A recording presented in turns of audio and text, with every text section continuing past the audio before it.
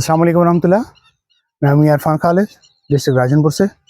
PQNK farming पे आप हमारे साथ मौजूद हैं, तो जिसके ऊपर हम PQNK यानी कि पायदार कुदरती निज़ाम काश्तकारी के मुताबिक होने वाली बग़ैर किसी परचेज इनपुट यानी कि बग़ैर खाद और स्प्रे के जितनी भी फसलें काश्त की जा रही हैं उनके बारे में हम इसके ऊपर अपडेट देते रहते हैं।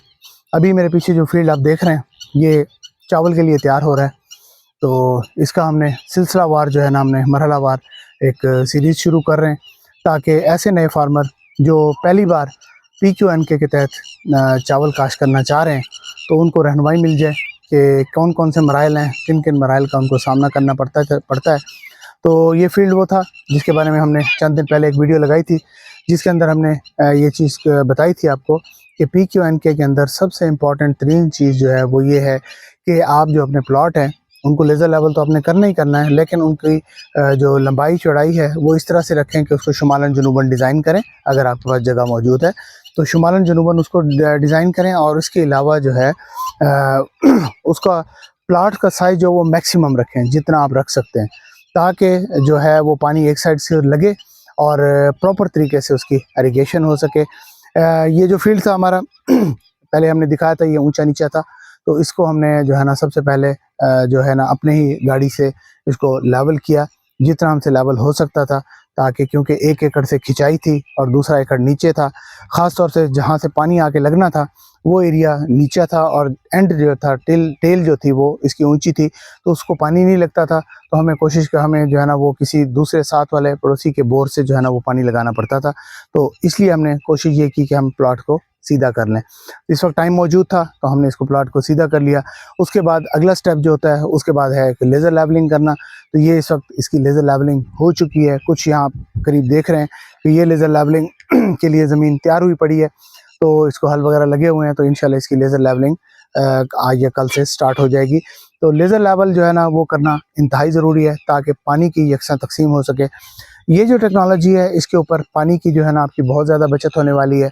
आम तौर पे जो आप कन्वेंशनल तरीके से काश्त करते हैं पानी चावल, तो एक जो केजी चावल है उसको प्रोड्यूस करने के लिए, तैयार करने के लिए हमें 5000 लीटर पानी जो है वो ज़ाय करना पड़ता है।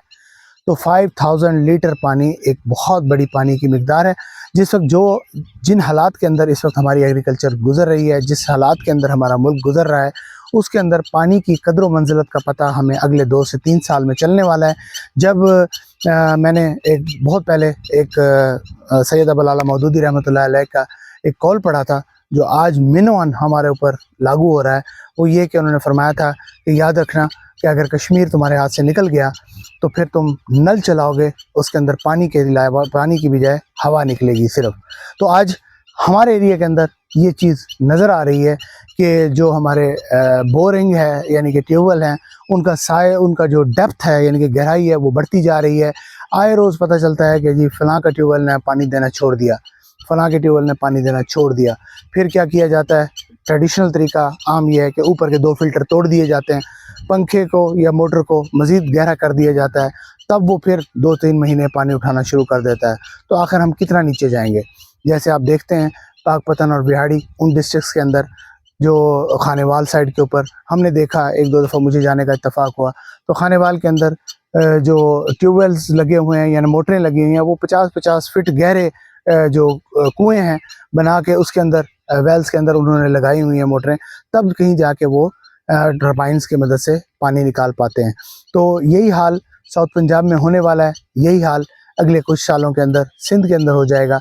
पानी की जो है ना इसकी कदर मंजिलत को हमें समझना होगा। अगर हमने ना समझा तो हम बहुत देर कर बैठेंगे।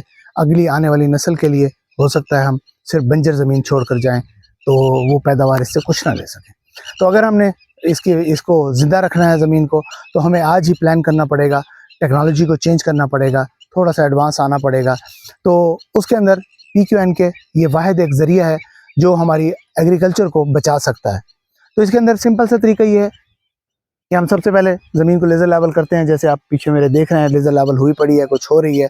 लेज़र लेवल करने के बाद हम इसके अंदर चीज़ल प्लो लगाते हैं। चीज़ल प्लो बेसिकली एक गहरा हल होता है जिसका फाले का साइज़ जो है वो तकरीबन डेप्थ जो गहराई होती है उसकी वो 3 से 3.5 फीट होती है। तो उसके जरिए से हम इसके अंदर चीज़ल प्लो लगाते हैं। चीज़ल प्लो के आमतौर पे 3 हल होते हैं, वो हम आपको वीडियोस में डिस्क्रिप्शन के अंदर दे दूंगा चीज़ल प्लो की, कि चीज़ल प्लो कैसे चल रहा है और उसकी क्या पोजीशन होती है, वो मैं आपको इसी वीडियो के डिस्क्रिप्शन में दे दूंगा। आप देख सकते हैं तो चीज़ल प्लो जो है ना, हमारे जैसे जैसे सख्त रकबे हैं तो 3 फालों वाला चीज़ल प्लो यहाँ पे चल ही नहीं सकता। उसकी वजह यह है कि ज़मीन नीचे पत्थर हुई पड़ी हैं और उसकी वजह से हमें ज़रूरत के मुताबिक उस वक्त ठहर के डिसीजन करना पड़ेगा कि आया 3 फालों की बजाय हम 2 फाले लगा लें। अगर 2 फालों से भी नहीं चल रहा तो एक सिंगल फाला लगा दें, तो ताकि फाला जो है वो पूरे तरीके से ज़मीन के अंदर जाना चाहिए। 3 साढ़े 3 फुट ज़मीन के अंदर गहरा उसको उतरना चाहिए, तब जाके कहीं पे हमारा ज़मीन के नीचे जो हार्ड पैन या हरफ आम में हम उसको कड़ कहते हैं ज़मीन का, तो वो कड़ टूटेगा और उससे ये होगा कि ज़मीन जो है ऊपर वाली मिट्टी और नीचे वाली मिट्टी जो है आपस में इंटरकनेक्ट हो जाएंगी, आपस में एक दूसरे के साथ जुड़ेंगी। और उसके बाद जो है वो जितने भी आपके ज़मीन के ऊपर ये केमिकल्स जो यानी कि खादों की बाकियात पड़ी हुई हैं, वो सारी की सारी जो है वो डेल्यूट होकर पानी के अंदर, वो पानी पौधे की पहुंच से वो नीचे चली जाएंगी। तो इस तरह से ज़मीन के अंदर जो मौजूद हार्ड पैन है वो ब्रेक होगा। ब्रेक होने के बाद जो है हम जब पानी इसको लगाएंगे तो वो पानी रिटेन होगा, यानी कि वो पानी ज़मीन रोकेगी कुछ अरसे के लिए। तो जब उसके ऊपर हमने बेड शेपिंग करेंगे तो वही पानी हमारे क्रॉप को आहिस्ता आहिस्ता मिलना शुरू हो जाएगा और ये लंबे अरसे तक उसको मिलता रहेगा। कैसे मिलेगा ये अगली वीडियोस के अंदर हम आपको बताते रहेंगे। इस वक्त इसके अंदर तो इस टाइम पर तो सिर्फ यही कर रहे हैं कि इसके अंदर हमने ये लेजर लेवल कर लिया रकबा। अब इसका हार्ड पैन ब्रेक होगा। हार्ड पैन ब्रेक होने के बाद जो है वो इसकी अगर हमारे पास टाइम हुआ उस वक्त तो इसका वाटर वॉश होगा। वाटर वॉश करने का तरीका जो है ना वो ये होता है कि आपको जो है ना सल्फ्यूरिक एसिड जो है उसके साथ इसको तकरीबन 1 एकड़ के अंदर हस्बे ज़रूरत 10 से 15 किलो सल्फ्यूरिक एसिड जो है वो आपको इसके अंदर डालना पड़ेगा। और उसके बाद जो है ना ये सल्फ्यूरिक एसिड कैसे डाला जाता है वो भी मैं वीडियो इसी के डिस्क्रिप्शन में दे दूंगा, ताकि आप देख लें कि सल्फ्यूरिक एसिड का इस्तेमाल कैसे करना है। बस औक़ात हमारे फार्मर सल्फ्यूरिक एसिड का इस्तेमाल ही गलत कर लेते हैं और रिजल्ट नहीं आता। उसके बाद जो है वो इसको हम दोबारा से रिकल्टिवेट करेंगे ज़मीन को अच्छे तरीके से, जैसे आप किसी भी क्रॉप के लिए ज़मीन को प्रॉपर तरीके से तैयार करते हैं उस तरीके से इसको तैयार करेंगे। तैयार करने के बाद हम इसके ऊपर रेज़ बेड निकाल देंगे।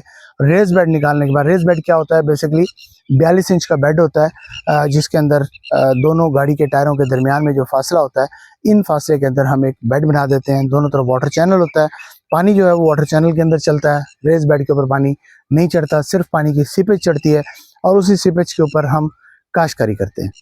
तो उसके ऊपर इस वक्त हमारी जो पनीरी है वो तैयार हो रही है। तो इंशाल्लाह हम कोशिश करेंगे कि 25 दिन की जब पनीरी हो जाए तो कोशिश करेंगे 25 दिन तक या 25 दिन से 1-2 दिन पहले या 1-2 दिन बाद ज़रूरत के मुताबिक हम इसकी शिफ्टिंग स्टार्ट कर दें। तो इंशाल्लाह शिफ्टिंग के जो मराहल हैं वो भी आपके साथ शेयर करेंगे।